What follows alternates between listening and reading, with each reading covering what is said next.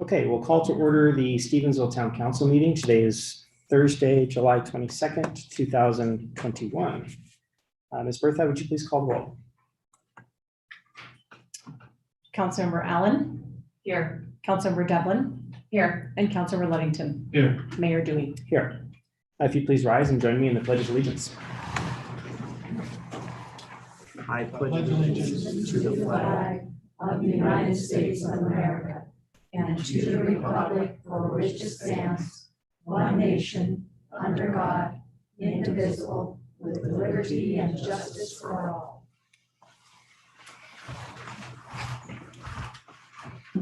All right, at this time, we'll welcome public comments from citizens on items that are not on tonight's agenda. If you please step to the podium, go ahead, turn that microphone on and sign the sign-in sheet. Is there any public comment on items not listed on tonight's agenda?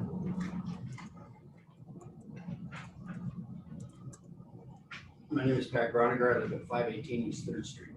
I'd like to ask a question of why myself and other surrounding neighbors were notified on the particulars and the direction of the 3rd Street rebuild. Any reason why we didn't get a letter in the mail? I read it second and third hand on Facebook 3 days later, and it's kind of disappointing that we're the ones that are being affected and we don't get any information. Questions for you, sir. I'm not going to respond during public comment. What? It's not a question and answer period, Pat. It's not a question. Okay, let me. Then I've got your question noted and I can address it in my executive. Indulge in my question more. It's totally unprofessional. It's totally disregard to the taxpayers in this town that's affected. And we should have been notified on this disaster, which is happening on 3rd Street. You put on Facebook, you did, I'm sure, of the 6th of the month to be finished. They don't even start pouring asphalt until the 11th. They won't even be done until the middle or late month. And it is such a disaster, and you could have saved a lot of money for the town if you would have brought the community together on that street as far as history. It's disrespectful. It's unacceptable. We should have been notified. And again, I'm sorry you can't answer, but I expect an answer in some way or form. Sure.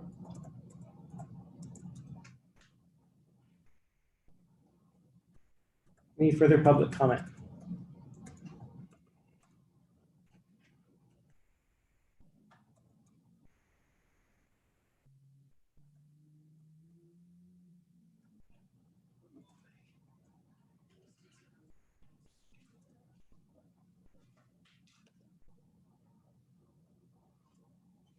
I'd like to add a little bit this afternoon to our conversation on the phone, Mayor Dewey.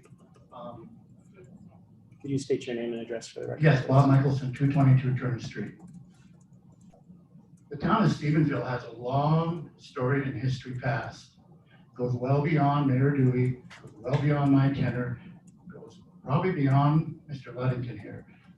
But the town has a culture of buying big ticket items in November and December of every year when the out-of-cycle claims have been pre-approved. I became aware of this in 2015 when Mr. Ludington was the mayor, and the town purchased a ladder truck for $28,000, remember? And then it came before the council in January. Well, it was already paid for. So being a newbie, I didn't know anything about this. But it goes on and on. Pump trucks, police car, computers, and then now on tonight's claims, last December, the town paid $64,000 for computers, laptops, pagers, everything, as Brandon stated today, for the fire and police department. This all came out of the CARES Act. They also, the town bought $28,000 worth of computer equipment for the administrative staff. I can't find anywhere in the purchasing policy where The town has the authority to spend $64,000 without council approval, no public input. This, like I said, it's not you, Mayor Dewey, it goes beyond. I think this culture needs to change. It really does, because it really is irresponsible spending on all of our parts. It has to change, folks, and it has to change now, because there's almost $100,000 worth of computer equipment here that the town bought on out of cycle in November and December of last year. And it's just coming before the council now. And I guarantee you, I don't think the purchasing policy gives anybody the authority to make that kind of a purchase without approval. And also one more thing, I'd like to state that on the portal thing that Mayor Dewey put in the paper, I'd like to know if that was reviewed by the city attorney. The fines and everything that are set there, $10,000 or up to $50,000, 10 years in jail, blah, blah. There's no MCA codes to back it. And I think it should have been reviewed by Scott before it's brought forward, before all of us. Because it looks like to me like this thing has something the public had no input on, the council had no input on. It just put in, and yes, the deal behind it is great, public participation. But I think the public should have had more participation on the front end of this. Thank you for your time.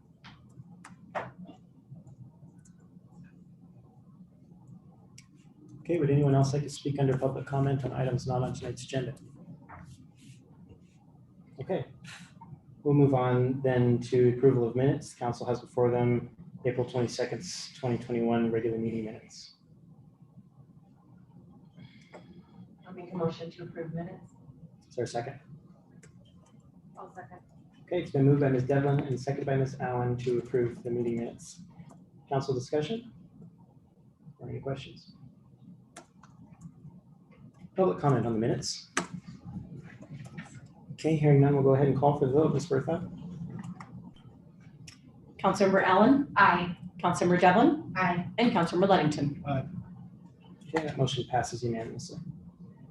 You have approval of biweekly claims. We'll start with claims number 16892 through 16918.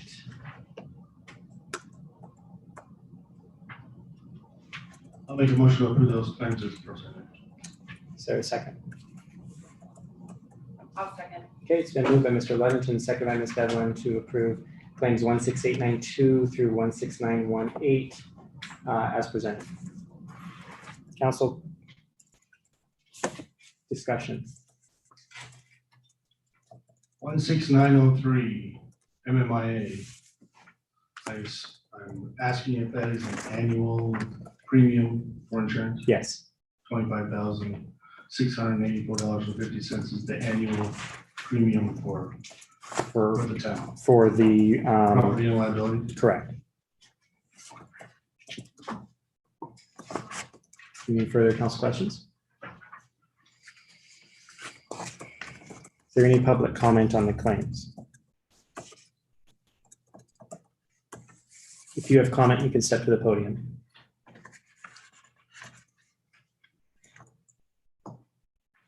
I'd like to know how we know what these claims are. There's nothing I'm on here for. I haven't been to council in about 6 months. Used to be up there, so we knew what you were talking about. There's No longer care. We see what you're talking about. there's 7 pages of claims that are published in the packet online prior to the meeting. We're not always able to facilitate the screen every meeting. People don't have computers. Would you like a copy? I'm not paying your fee. No, for I'll give you my copy right now if you want it. Well, I can't Okay. see it. I could have seen it on the board. Thank I you. didn't know I needed my glasses. Is there any further public comment on the claims presented? Any last questions from council? There's one. Oh, Ms. Caddick. Leslie Cat, It's on. Leslie Caddick, 509 Mission Street. In that claim, is there a $12,000 claim for attorney fees? No, ma'am, this is only the 16892 through 16918. That doesn't mean anything to me. It's not in that batch. There are 2 batches on the agenda. So there is another batch. Yes, there is. And is that the one that's gonna have the 12,000 in it? It is, but council's going to remove that claim. They're not approving that claim. That was their direction. Okay, because I would like to show you the attorney against Leanna Rodenbach, and town of Stevensville is nowhere mentioned.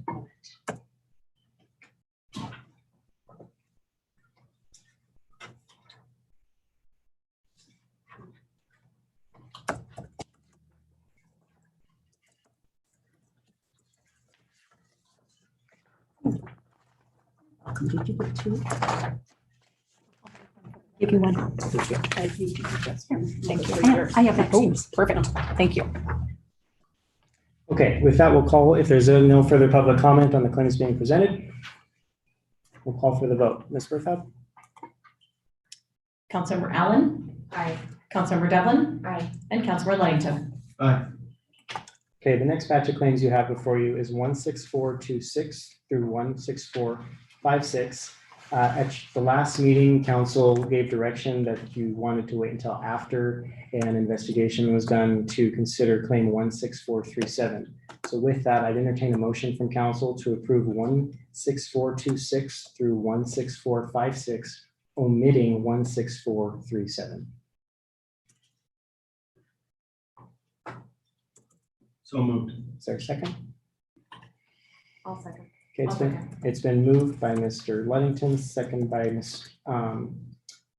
Allen to approve claims 16426 through 16456, omitting claim 16437. Council discussion?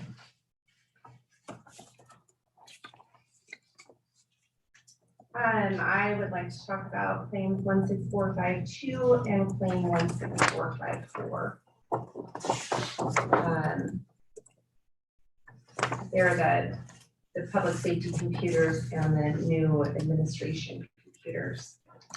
I went back through and I am not finding anywhere where we received this in any kind of reporting from our finance officer. These were never brought to our attention. I kind of noticed that it seems like all the other accounting for the CARES money was definitely brought up for discussion to the council, whether it be just to let us know what the ideas were, what the thought process was, or to get our approval. Am I missing something? I don't think that you are, Ms. Devlin. You know, it is our responsibility to bring these expenditures to your attention. This occurred out of cycle for the primary reason. While we deliberated the purchase for some time, as we provided in the memo that we sent CARES. Despite that, we were still given a deadline by the state to say you need to have this money spent by December 30th. When we were given that deadline, we didn't have an opportunity to call a council meeting and say, this is what we want to do. So we had to really rapidly pull these proposals together. That doesn't diminish council's expectation, however, that the finance officer and the administration should be reporting on those matters to the council. I know in the past when things have had to happen that were of information purposes, that we have received an email like stating, here's what's happening. This is, you know, going to be a quick purchase, you know, whatnot. I'm just kind of shocked that we didn't hear from the person in charge of our finances making a decision to spend over $92,000. It's pretty unsettling. And what was the backup plan if that money wasn't going to be paid back by CARES? Was there a backup plan? We were certain that CARES was going to approve it because we had received indication from them of pre-approval. They weren't giving pre-approvals, but they were saying, yes, that appears to be a CARES eligible expense. So, we were in the 90th percentile in terms of confidence that this expenditure was approved by CARES. That being said, in the off chance that they didn't approve that, then we were prepared to seek council's approval to spend reserves. So, I think of the fire department door as an example. We were in on that discussion and that decision for quite a while, not knowing if CARES was going to approve that or not. And it sounds like kind of the same process. I don't know who led that. I don't know whose decision this was. So while it had to be spent by the end of the year, I think there was plenty of time knowing in advance that CARES was going to pay for these. We kind of set a precedence when we talked about the $12,000 and in investigating that. We're talking about $92,000 that we had nothing about. Because we set that precedence, because of this, because of the last time that we spoke of claims, Mr. Michelson made a point that there was a big lump sum that hadn't been paid in quite a while, and you spoke to, no, they hadn't been paid in quite a while, and you weren't sure why. I think rather than, and this is my opinion, I would welcome anybody else's viewpoints on this, but considering this, we're looking at $6,000 for an investigation. Considering $92,000, I would welcome a financial review or a financial audit at this point.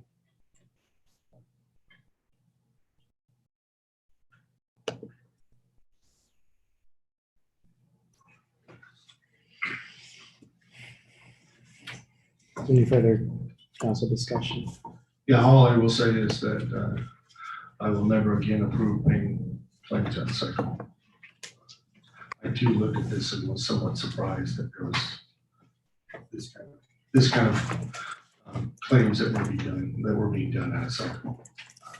So we'll have to figure out how we're going to do it, but I don't think we should ever pay claims on a cycle again. I think that we're coming up into the fall of the year or the winter of the year when we normally only have one meeting in November and December, and we're going to have to figure out what we're going to do because I won't allow us to pay.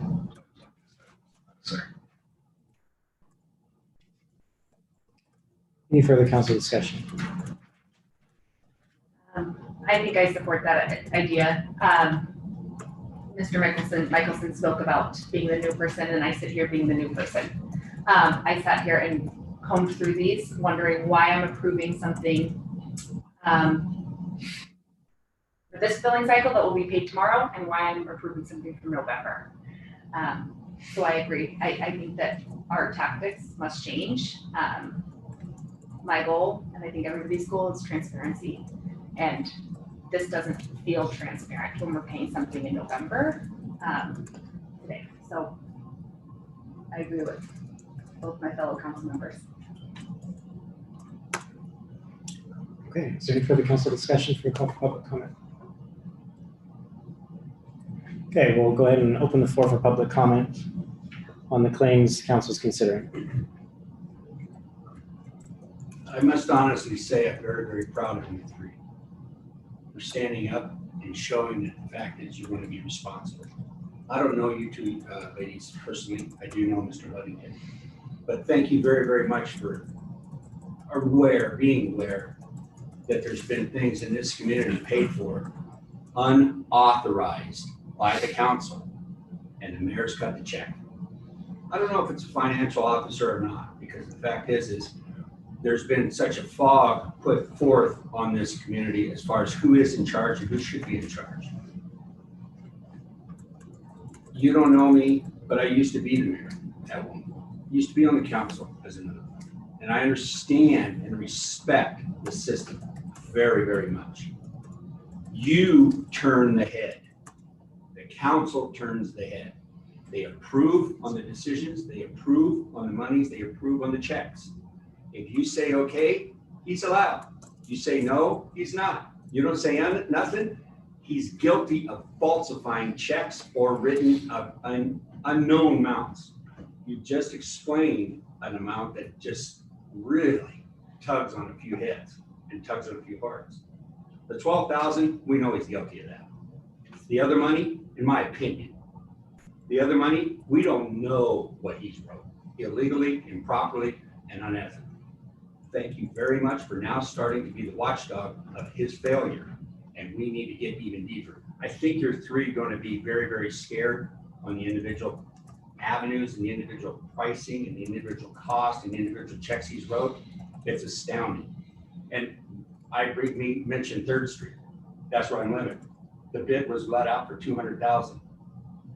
That poor contractor has not a clue of what's deep in behind the dirt of that. It's going to be a $400,000 to $500,000 to $600,000 project on 3rd Street. I've been crying about it for 3 years. He even told me one time in a meeting that water line was replaced. No, it wasn't. It's still a wooden water line. He told me I was wrong. I've been here longer than he's been alive. How's he know? I thank you. Stay strong, stay tough, and question everything that comes about. Because you know something? You are just as liable as he is. When he signs it and you approve it or don't know about it, it's going to go to court. Thank you again, the three of you. Okay, is there any further public comment?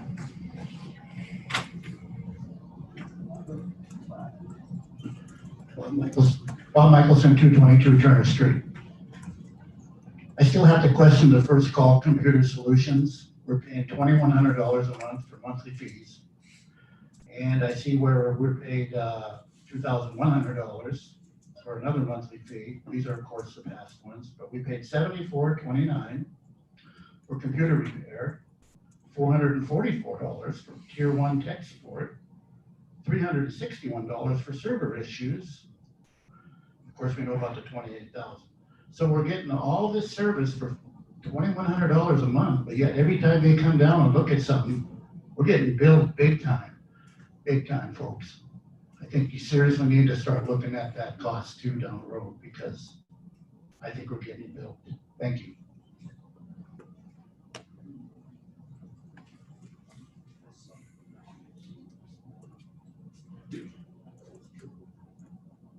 Stacy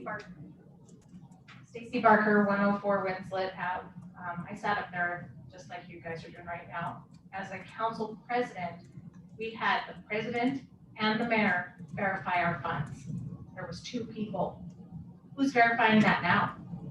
I haven't seen. When Mr. Dempsey was here, he said that there was no council president that verified those funds or checks at the time. We need that back. We need the 2-party check in place. Any further public comment on the claims? May I make one more comment? Sure. Parker just brought up a valuable point. How many signatures are on the check? When we have a finance officer and a council Check president, is there are written. 2. How many signatures? 2. And if the finance officer, why is the finance officer on? Why is it not the council president? When did that change? I don't know. It's the way it's always been as far as. Stacy's exactly right, because when I was mayor, it took the mayor's signature, and it took, if I was absent, the council president, correct? But it also took the clerk, or the whatever. It has to be accountable. 1 signature is unacceptable. Basically, I mean, it's handing the checkbook over to whoever. But again, thank you again. I appreciate it.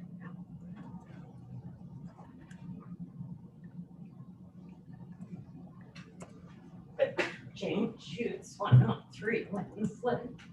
I appreciate you for questioning, but why approve paying me when you don't know anything about them? Would you do that out of your checkbook? Just pay something because somebody told you without knowing what it was for. I mean, I like that you're questioning, but before you approve it, would you question it first and then vote on it? Just a thought. Seems like you're Any further- liable by not. Any further public comment? Okay, any further council comment? All right. Go ahead and call for the vote, Ms. Burkhardt. Councilmember Allen, Aye. Councilmember Devlin, Aye. and Councilmember Ludington.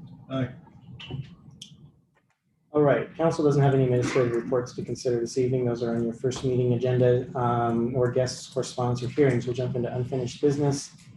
Discussion decision on town council vacancy in Ward 2 created by the resignation of Dempsey Vick. Council has one application in their packet that's been submitted since the last time council considered this item.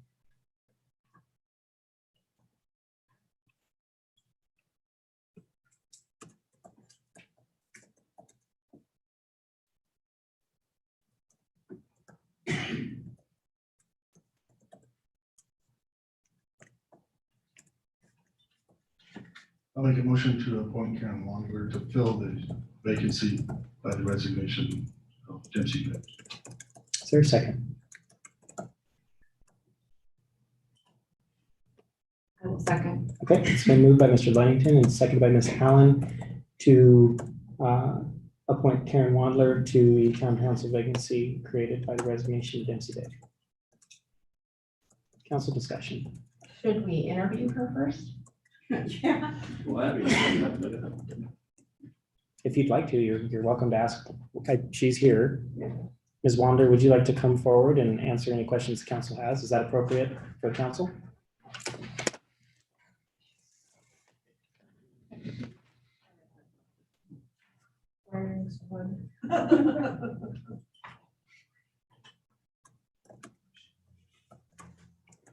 Do you have any questions, Ms. Devlin?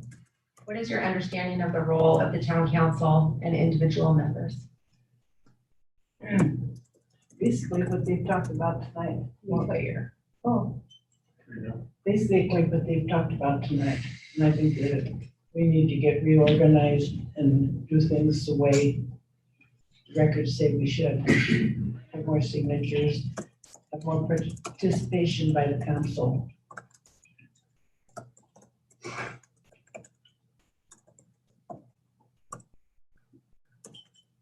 Does that answer your question?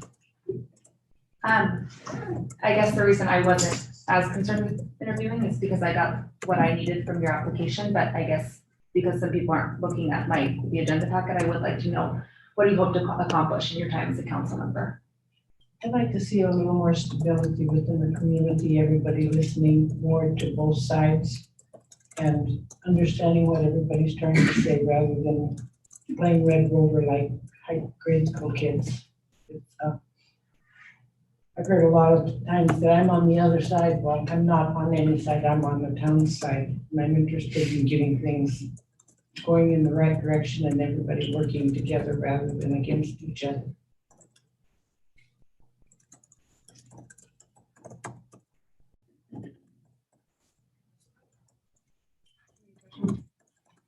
I don't have any questions specifically.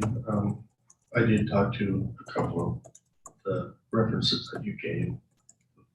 Who spoke honestly about you, about your experience and your understanding and your ability to try to understand budgets and finances and stuff like that. So I don't have a problem with any of what she has in her application or what she would attempt to try to contribute to the council. Thank you.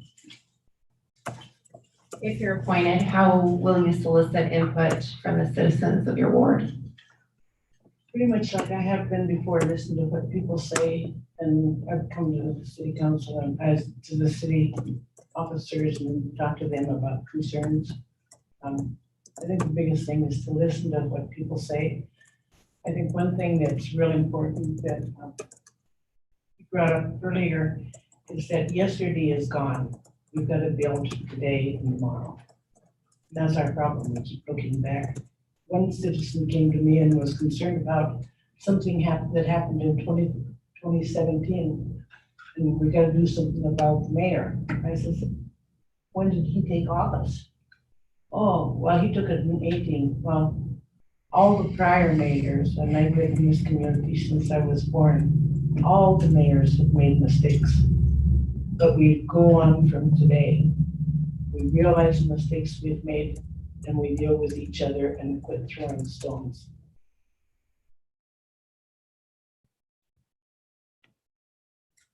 Just listen to people. I walk all the time, so I have an opportunity to talk to a lot of people. Any further questions from the town council? How do you resolve conflict?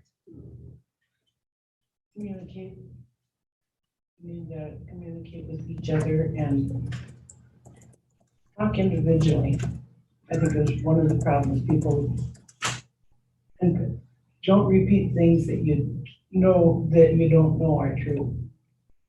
You try to get to the bottom of the situation. When you ask, go to the source. I just have one more. What are your strengths? And then what would you consider your weaknesses? I think my strength is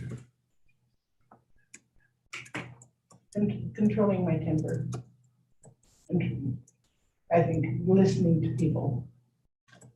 I like to talk to people, but I am a person that likes one-on-one rather than a group of people. I have trouble talking in front of a lot of people. So that's probably my weakness. I stutter. You're doing okay. Yeah, you've done great. I think what I'm looking for in a council member is who I am. I have never looked at a large budget, but I'm willing to learn. I saw the willingness in your application.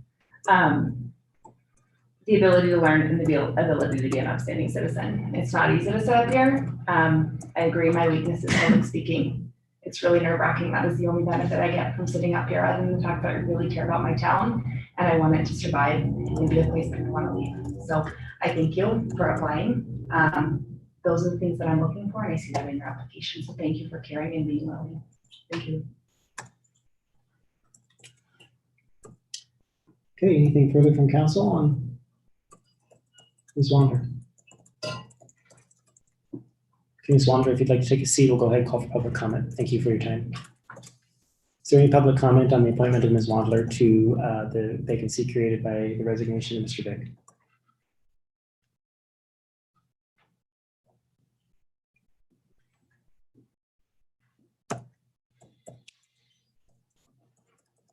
I would only ask that you listen to the public, and anytime you receive a phone call, email, text, anything, to respond back as courteous and as quickly as you can, because it really works and it really stands out as a council member. Thank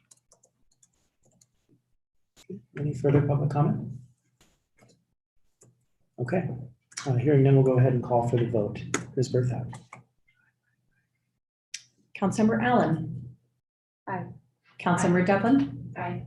And Councilmember Ludington. Okay, that motion passes unanimously. Take a quick second and go ahead and administer Ms. Wandler's oath and seat her. Ms. Wandler, you want to step forward?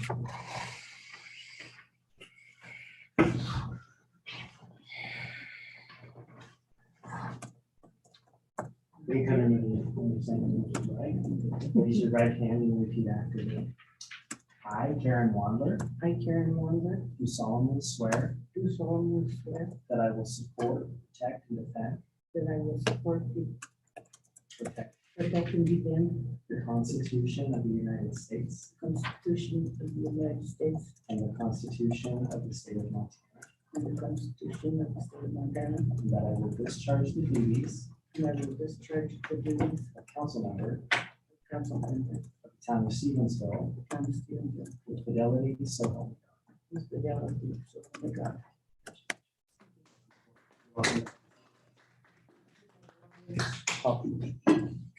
Miss Wanda, would you mind?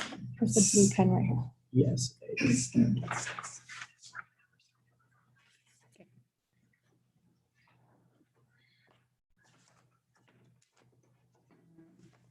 Sign here.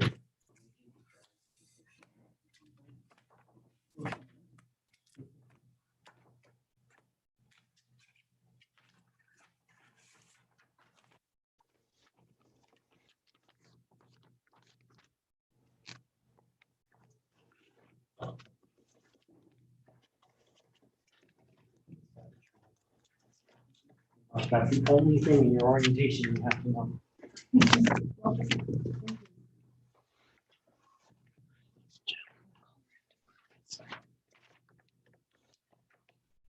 Okay, the next item of business on the council's agenda is under new business, discussion decision on a bid opening for the Stevensville Airport Gate Project. There isn't any discussion necessarily or decision we require from council, but municipal ordinance requires projects of a certain dollar amount to be opened by the town clerk in front of the council. So you here as witness will watch Janelle open a single envelope. We only received one bid on the project.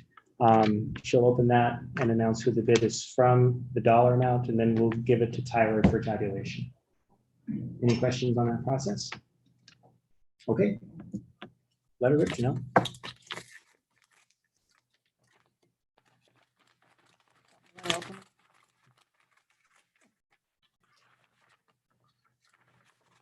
You can come forward, Tyler, that's fine.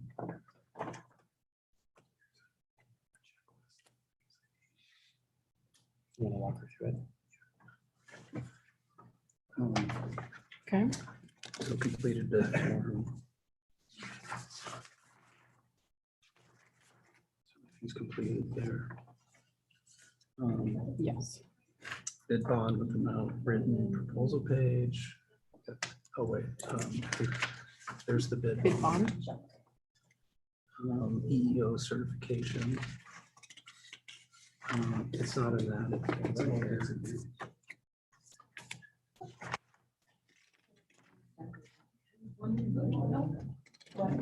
There it is. It's the next page. Okay. Has it? Yes. Yep. Completed tax delinquency and felony convictions. I think that should be on that. Or it might be the Felony application is not. Okay. Application is not. Okay. Criminal violation. Okay. Okay. Bidders list. Should be right there. Okay. We got bidders list. Evidence of competency and financial responsibility. Okay. We got that filled out. Yep. Completed by American certification. A couple of previous pages. Sorry, there's all these. No, no, it's totally fine.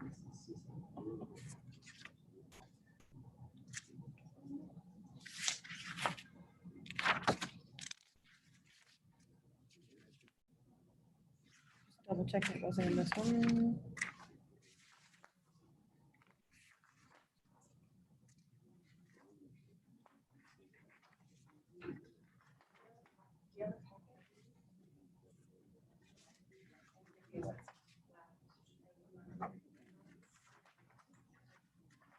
There it is. Evidence competency. Okay. Yeah. Okay. Bid proposal signed and dated. So that's gonna be here. Probably the previous page. Yep. There we go. Or actually, go to the last page.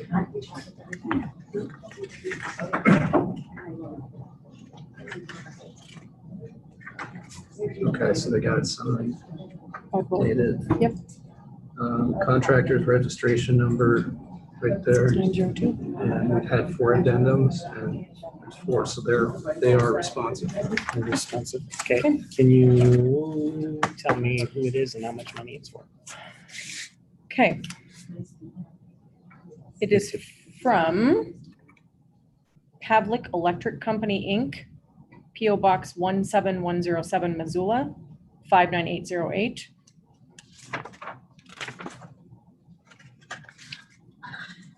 Double check.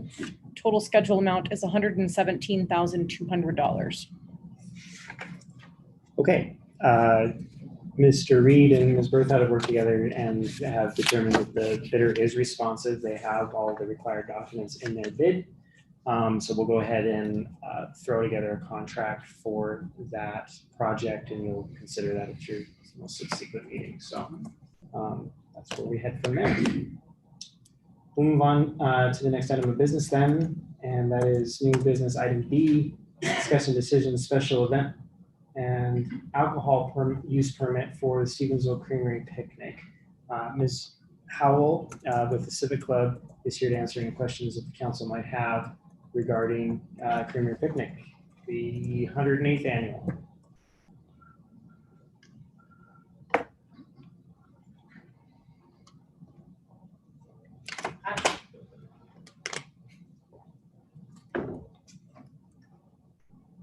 So I don't know if you need an overview of any kind. The template that we're using is very similar to what we did 2 years ago, kind of a hybrid of Main Street and Lewis and Clark Park. The street closures will be very similar. And that's been approved by MPT already. A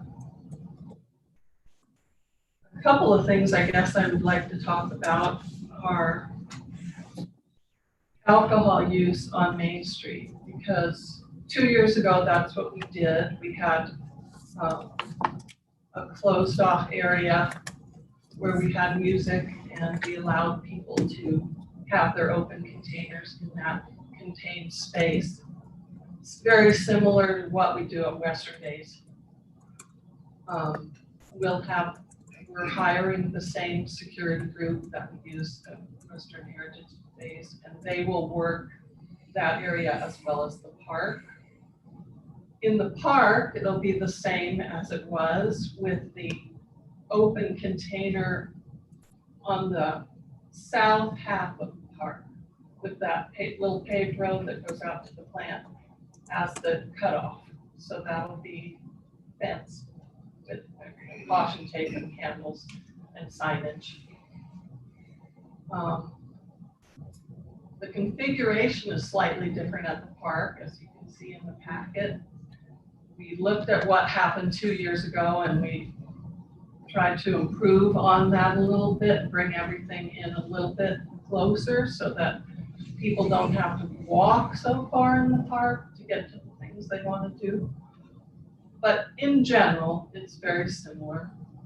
Have I left anything out? I don't think so. I think that, the only concerns from the administration standpoint when we reviewed the permit was open container on Main Street and whether you wanted to permit service in the encroachment zone in front of the liquor establishments on the 200 block of Main. So I think a couple of those establishments have asked if they can serve alcohol out on the street, on Main Street, to kind of relieve some congestion inside of the buildings. I think certainly from a standpoint of responding to the pandemic, because we're still dealing with that, I think that that's something worth considering. How far out into the street you allow that to occur is probably something you need to discuss or consider. Our recommendation be, if it's council's inclination to allow service on the outside of those buildings, that it happen within the 5-foot encroachment area that's permitted by city code. So they're allowed to come out anyway into the sidewalk. The unique piece of this is that they're not typically allowed to come out 5 feet and serve alcohol. So that would be the only caveat. That would be something you need to stipulate in your approval. And I guess I think it's an important thing to consider, because what we did was we went to those bar owners. Well, we met with them. We're asking them to invest financially in this because it's expensive to have the Creamery Picnic in 2 venues and have bands playing in both places and all the other infrastructure that goes with it.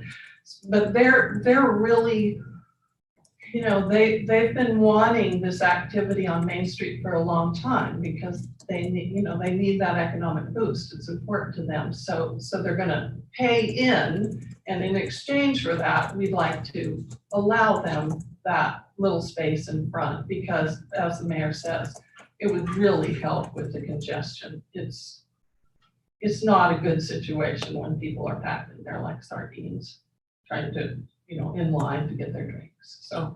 So I hope that you'll consider that.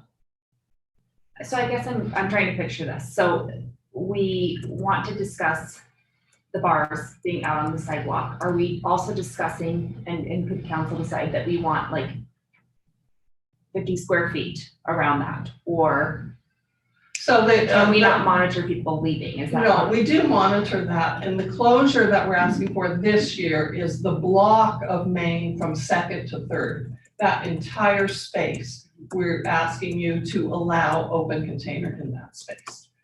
Last year, we had 2 blocks, but that were closed. This year, we only want to close between 2nd and 3rd. There's three bars in that area. And so those are 2 different things, right? The thing the mayor brought up is allowing them to have a little bar or a table or whatever they can do for service in their 5-foot area on the sidewalk. But generally, open container in that whole block, as well as the other half of the park, which we have done before. Both these things have been done before. The new part would be allowing them to actually sell on the sidewalk. To have service. So we're separating the consumption out. I think consumption should be permitted if you approve the permit, but specifically we should address whether service is allowed and whether they should be allowed to pour within that encroachment zone. Okay. And everyone, of course, will just, as always, they'll be banded, you know, IDs will be checked before they get their bands, you know. It's very controlled. Ms. Howell and I discussed centralizing wristbands so that there's some uniformity and that we don't have multiple different kinds of wristbands out there from different bars and that sort of thing, so that everyone kind of involved in the event and monitoring the alcohol use can kind of then, you know, look for a single identifier on people that says, yes, this person's permitted to have alcohol at this event. I would make a motion to approve. Is there a second? I'd second. Okay, it's been moved by Ms. Devlin and seconded by Ms. Wandler to approve the event permit and alcohol use permit for the Creamery Picnic. Can you clarify in discussion any stipulations or conditions you'd like to include in that, please? My feelings behind it is extremely similar to what has happened. Obviously, we didn't have it last year, but the previous year. I spent a lot of time right here last Creamery Picnic. And I know that Tin Can did have a bar outside. I don't know that they were necessarily serving, but they had a bar space out there. Creamery Picnic in the past has always been an event that brings money to our businesses. In the past, it has been an event that takes away from our restaurants and our bars. And I think this is a really great way, especially coming back off the pandemic, to really reunite our community and bring money back to our Main Street. I would love to see that they're able to serve. I think we have enough manpower to make sure that that's a safe environment and still family friendly, that they're able to serve out and people are able to enjoy that block in participating in that. That would be my directive. Any further comment from council? So you're going to close between Main Street between 2nd and 3rd for 12 hours on Saturday? Yes, and we do have approval from MDT for that exemption. Okay, I see the form here, but I didn't see a DOT signature. I just turned it in. She just got the signature from the state. Okay.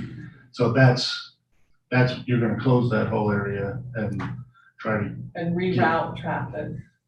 To the side streets. I guess the Sure. logistic would be, there will be cars parked there during the parade. Are you gonna try to get those cars moved off of that section, or are you just gonna? That's a good question. What did you do 2 years ago? In 2019, they actually dispersed after the parade and we didn't have vehicle issues. They kind of just left. So by the time the evening really started ramping up and going, There were no cars. there weren't any cars. That would be my only concern, is that there's some cars in that I block. guess we will Replace have to work candlesticks on on Friday. making sure we get them out of there. That would be my only concern. And I will say, I've met once with the department heads, with the chief, and I hope to meet again with everybody between now and Creamery Picnic, because that was, I felt really valuable. With Western Heritage Days, the town was so helpful in so many ways, and that, it was the best Western Heritage Days, and I think we made the most money we've ever paid for the backpack programs or whatever it is we do with our money, and I hope that happens with Creamery Picnic. I am concerned because of the smoke. I mean, it's really concerning. I don't know how people are gonna turn out if it's like this. People have to read this, and the other thing is COVID. We don't know what's gonna happen, because in some parts of the state, like the Flathead, it's surging right now. So that's kind of troubling, but we're moving forward with everything and really hoping for it to be, a fabulous with everybody's involvement. Anything further from council for call for public comment? I just wanted to say that I really appreciate it. I spoke to one of the bar owners and I know that you guys have put in a lot of work to ensure that this will happen and that it's gonna happen safely. So thank you for working alongside them. And it's no easy feat getting a 12-hour permit from MDT, but we did it. Is there any public comment on Creamery Picnic's event permit and alcohol use? Stacy Barker, 104 Winslet. I just had a question on, obviously, with farmer's market being that Saturday. Last year, we ran into a problem with a lot of people still parked along that street. The next day, obviously, they go downtown, they have a good time, and then when farmer's on market. First Street? No, on Third Street, because you On guys Third are Street. closing part of where we've been for the past. So last year, we had like 5 different vehicles parked in there, or not last year, but the year before, excuse me, because we didn't have it last year. So is there a way that maybe we can block that off early so that we have that? I mean, it's just a question, Can and we then close it the night before? that's what I'm asking. We can certainly post it no parking. I'd be hesitant to close Third Street because of the parking it offers downtown on Friday night. And part of the reason for not closing the 300 block on Saturday is because the complaints we receive from businesses on the closure of parking. So we can do an effective job of signing it and making sure that, there's a special notices out there that say you got to have your vehicle moved by, 2 a.m. That would be awesome. And then, that gives SPD a chance to get in there and call folks if they need to get your vehicles out. And then I know in the past, we worked with the farmers market being able to stay 2 hours as well, later than what our scheduled time is. Is this something, I don't want to get in trouble. I want to make sure everything is dotted and crossed and all that. Is if we were to stay 2 hours later, to be able to be still included with the festivities. Your permit's administrative, so just submit that request to Janelle and we'll amend your permit for that day. Okay, That's an easy one. thanks. Any further public comment? Okay, hearing none, we'll call for the vote on approving the permit and alcohol use permit with conditions described in the conversation. Ms. Berthoud. Councilmember Allen. Aye. Councilmember Devlin. Aye. Councilmember Ludington. Aye. Councilmember Wandler. Okay, that motion passes unanimously. The next item of business for council is discussion decision on free community open swim on August 7th, 2021. This happens to be the Saturday of Creamery Picnic. The swimming pool has some years for Creamery tried to be open, some years for Creamery been closed. One year we had to hold lessons because of weather earlier in the week, and that was a nightmare. It's the consensus of the pool staff that they don't hold any other programming like Adult Swim or anything like that. However, we do have some folks who do desire to use the pool during all the open swim times during Creamery Picnic. So we thought, well, maybe it'd be a cool idea if the town council would waive swimming pool fees for that day and kind of open it up to the community, since there'll be lots of activity in the park and such. And it kind of be a cool give back for community celebration like Creamery Picnic. So the Parks and Recreation Department put together this proposal to from 12 p.m. to 4 p.m. Open, in all ages, all community open swim event, and waive fees given the council's blessing. I would make a motion to approve a free community swim, open swim on August 7th. Is there a second? I'll second. Okay, it's been moved by Mr. Ludington and seconded by Ms. Devlin to approve free community open swim on August 7th. Council discussion? So pool will be closed after 4 o'clock for the rest of the day. Closed prior to noon and closed after 4. Yeah. It gives it's a short shift for our guards, and it also, the other challenge we have with staffing on the Saturday of Creamery Picnic is the guards want to play too, and they've worked their butts off all summer, especially this group of guards. They've worked really hard, and it works, all of them are working 40-hour weeks, so they want some playtime, and they deserve it. Any further council comment? Is there any public comment? Ms. Howard. I just want to say that when I saw that on the agenda, I thought that was such a cool idea, just so neat. And once again, the town is doing something really nice to help with this event. Like, I just love it. I think that probably Bobby has something to do with it too. Absolutely. He's been doing such a great job. I've been working with him on the site plan for the picnic, and he's just so helpful with so many good suggestions and very positive. So I really appreciate that. Any other public comment or comment from the council? All right, we'll go ahead and call for the vote. Janelle? Councilmember Allen. Aye. Councilmember Devlin. Aye. Councilmember Ludington. Aye. And Councilmember Wandler. Aye. All right, that motion passes unanimously. Thank you. In the executive report tonight, I'll just address a couple of things. First and foremost, we heard comment this evening regarding the notification on 3rd Street and 3rd Street project. Admittedly, yes, the administration did a fully inadequate job in notifying those residents that this project was coming. We received a construction schedule from the construction company approximately 7 days prior to construction actually starting. And with other tasks at hand, we just weren't able to get notification out like we wanted to.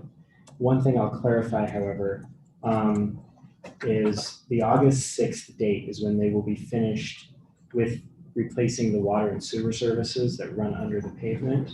That is not the final date of the project. They will be paving after they finish those services. And the construction schedule we have from the contractor says that on August 6th, they will be done with the services. In terms of the condition of those services, the contractor has worked daily, hand in hand with Public Works. In fact, on yesterday, we had the former Public Works Director, Mr. Thomas, on site. He was generous enough to visit with us and help the contractor with line locations and line conditions in terms of where the mains were and what material those mains were made from and all of those things. So there's been a lot of work to make sure that we're prepared for the project.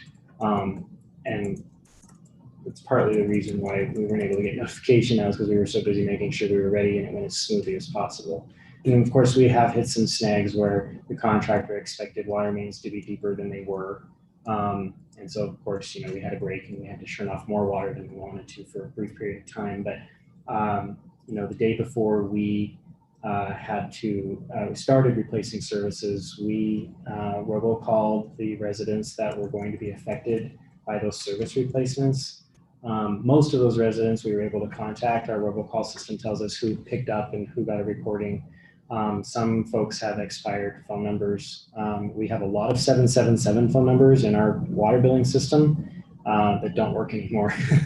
Go figure. So if you think that maybe we have a expired phone number for you, we'd appreciate it if you just give Laura a call at the office and get your contact info updated. That way you get those messages from us when we send them out. And not everybody on 3rd Street needed a new service. There were some customers who had had services replaced recently, and so they're not going to have a new service because their service is perfectly fine. And thanks to George, we were able to determine that. So with that, 3rd Street's moving along, and the contractor it's a brand new company. This is one of their first jobs, and they've been a pleasure to work with so far. Albeit they've the schedule has been in flux just a little bit. They started water and sewer service replacements a day earlier than we anticipated them to. So they told us they were going to start today on services, and they actually started those yesterday. So that resulted in another delay in notification. I'm wondering from the council if July 30th is our 5th Friday, where we typically hold a 5th Friday closure at town hall. We do some training with the staff and workshop with the town council. I'm wondering if that Friday during the day is open for all of you. If it is, we had held off on coordinating availabilities until we knew for sure who the 4th council member was for the budget workshops. If you're available on that Friday, then we'd like to at least start in some manner, whether it be brief and overview or not. Maybe we get into more nuts and bolts, but if we could start some budget workshopping on that day, that'd be tremendously helpful to know. So are we available on the 30th at any point during the day? That's a horrible day for me. I know, sorry. And if it doesn't work for everyone, that's okay. I'll be following up tomorrow morning with all of you to say, tell me what you can do, and we'll make that work. If the 30th isn't working, that's okay, because we have some other administrative things we can work on that day. So it's not like we were writing this all in the workshop. And we had picked some alternative dates that may work for council workshops as well. So we'll coordinate that. It sounds like there are some revisions to our fiscal policies and purchasing policies. We know that the purchasing policy needed to be revised. We've known that for a year now, and it's just not been priority on the list. So that's something that legislatively the staff and I will go ahead and agendize and put into a work plan so that we can get those policy revisions put into place in terms of whatever purchasing policy changes this council would like to see. And then the fiscal policy updates. But there isn't a policy that says who's the signers on what. That's just been, I think we've just been winging it. When I assumed office, it was council president and the mayor and the treasurer who were all the signers on the account. The only time the council president ever signed anything was if the mayor was gone and the treasurer needed a check signed. That was the practice when I worked in the office, and that was practice that I inherited. So I think that needs to be clarified so that administrations going forward have clear understanding what the policies are and the expectations. With that, I don't think I have anything else to add other than the planning and zoning board. Oh, I'll steal Paul's thunder. Never mind. I'm not going to report on that. You're welcome. Town council comments? We get board reports first. No, you have council comments first and then board reports. Oh, backwards. No, it's the way it is every time. It's in your council Okay, rules. let's put that in. Jimmy wants to change it. You can suspend council rules and consider this first if you'd like. Don't advise it. Ms. Devlin? I want to be very clear in that when I was bringing up those claims, I'm not faulting you solely on that. There's at least 2 people that were involved in that. I want to make that absolutely clear. So that there's not a sole responsibility there. I want to make that clear. And you can whisper about that in the back, but I'm making that clear. I'm sorry. Thank you. It's hard, it's very distracting for me when I hear that stuff, so thank you for that. I've been seeing a lot on Facebook that people are not feeling like they're being heard within the town by their representatives. And they're not feeling like they're able to participate. And it's shocking to me that the names of the people that are saying that, I don't know who they are. And I'm not exactly sure how to contact them. So I believe that I do an extremely good job reaching back out to people when they contact me. I absolutely do want to hear, whether you're in Ward 1 or not, I want to hear from you. I've been having a lot of dialogue with some people from Ward 2 that has been, actually I've really enjoyed it.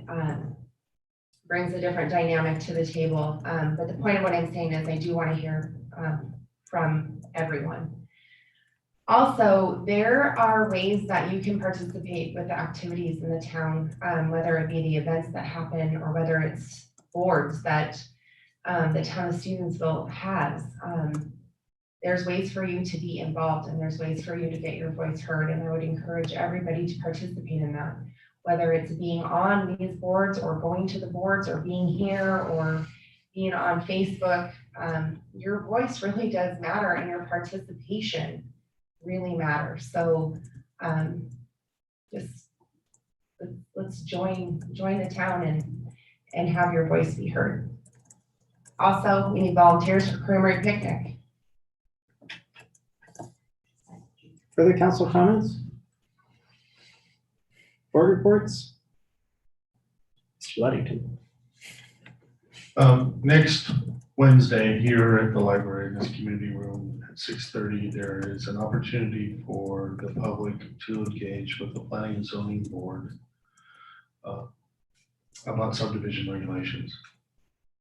We realize that after the issues that we had, the massive discussions we had with Burnt Fork Estates, that there is a need for us to rewrite or revise the subdivision regulations for the town. We have discovered that the Department of Commerce for the state of Montana puts out a standard subdivision regulation booklet. Really shouldn't say booklet, it's more like a book. It's about 132 pages. So I would encourage any of you who have concerns or worries about pending subdivisions, existing subdivisions, contemplated subdivisions, to attend this so that we can do what we need to do for the community as far as what we how we want to handle this in the future. I think there's plenty of room for improvement. I think there's a lot of ideas out there that we haven't thought about, that aren't included, that need to be included. I'm not asking people to read the whole 130 pages, pick a section and familiarize yourself with it. If you'd like, come have a dialogue with us, like what you'd like to see. I think there's an opportunity for us to use some of that energy that we had with those people that had a lot of concerns about what was happening with Burnt Fork Estates to have a say in how we move forward and what we do next. Okay, that wraps up the board reports. The park board, do you have a park board report? Yes, so we're continuing to work on Fall River Valley Park. We've been working on the border and getting the playground equipment up. We are going to do some fundraising to ensure that we have a shade, but Bobby's working really hard on it and it's been going really well. Okay. One other thing I missed in my executive report, the ARPA grant for competitive allocations that was submitted successfully to the state of Montana case you didn't catch it in the news, there were over 300 applications. There's $25 million available, and they received 8 times that in requests. So I think hopefuls didn't think there would be that much requested, and that they'd quickly get through grading, DNRC would go through grading these applications and providing recommendations as to who should get their money. I think now, and they were going to meet, I think, next week and give recommendations to the governor. That isn't going to happen. I think the next time the commission that does recommend to the governor is going to meet is in August, and DNRC should be done evaluating apps by that time. So it'll probably be August, September before we hear, if then, how successful we were in that grant process. Fingers are still crossed. But the only thing I'll add is that we did submit the grant application for more money because the match that we committed made us eligible for more money. When we originally did the arithmetic, there was a column that was not calculating correctly, and when we fixed that correction, it bumped up the amount of the grant that we requested. So that's good news, because that's that much more pipe that we would replace if that grant is successful. That's all I had popped in my head. So with that, we'll leave you to the rest of your evening, and we'll be in touch in terms of availability for council workshops. Oh, I almost forgot about Wendy. I'm sorry. She was really here to observe. She doesn't want to be recognized, but I'll do it anyway. Please meet Wendy Planty, our new Director of Finance and Human Resource. Wendy started on Monday. Tomorrow's her last day until the following Monday. She'll come back, not the weekend, but she has a week off. She's got to go move some things home from Alaska, and then she will be here more permanently. But she got the first week under her belt and has done a fantastic job getting herself up to speed and rolling her sleeves up and just diving right in and doing a little bit of self-teaching, as I'm not available at all times to help train her. But you know, she's doing a great job. She's a great member of the team so far. Gets along well with the rough crowd we have in the front office, and she's pleasant. So please, after the meeting, feel free to introduce yourself as she will let you. Okay. Thanks, Wendy, for being here. She got her first council meeting down too. All right, with that, we'll go ahead and adjourn, and you guys all have a great weekend. Thank you.